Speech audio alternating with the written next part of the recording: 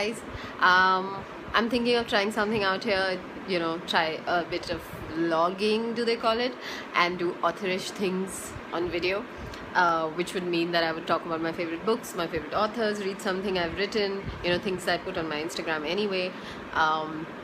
So tell me how it goes if you like them. Let me tell you today. Let me start with something. Last time this year I was going to New York for my birthday. I was super excited, and I was gonna stay there for a month. And I remember going there, and it was beautiful. It was cold, but spring was coming, and I went to all the bookstores, and the bookstores there are awesome. They have books you've never seen here, and they're really pretty. They're curated really well. And I remember buying a book called Paint Party's Work by, it's about Sylvia Plath's time in New York. Plath is known for writing melancholic books, but this is written by somebody who talks about her time at a fashion magazine. Yes, she worked at a fashion magazine, as hard as unbelievable as that sounds. She worked at a fashion magazine called Mademoiselle, and all she did was in New York was attend parties, meet men, and have a great time altogether. And I think her time in New York actually made her a little jaded. At the end of it, she just wanted to get away. She loved the city, but it became a bit too much for her. But there are some really nice, fun parts about the city, and actually the city seems very interesting, very Mad Men, and let me read you out a bit that I liked.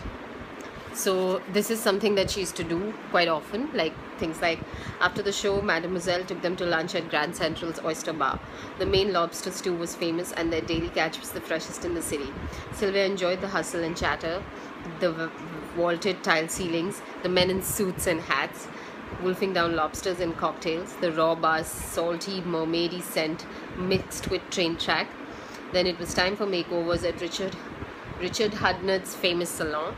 Sylvia enjoyed the small luxury of a shampoo and blow dry, but refused a drastic cut.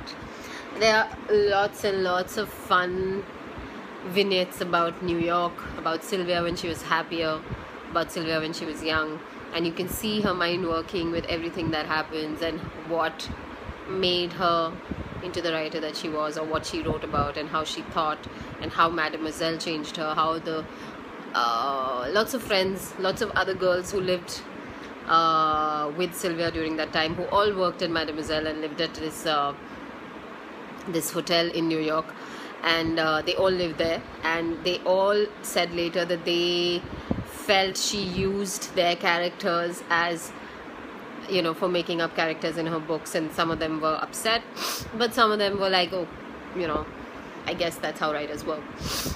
And yeah, I guess that's how writers work. So it was really fun to read this book, and I hope you read it. Maybe you can order it on Flipkart, or let me know. I'll send someone who likes it a copy, and you can return it to me.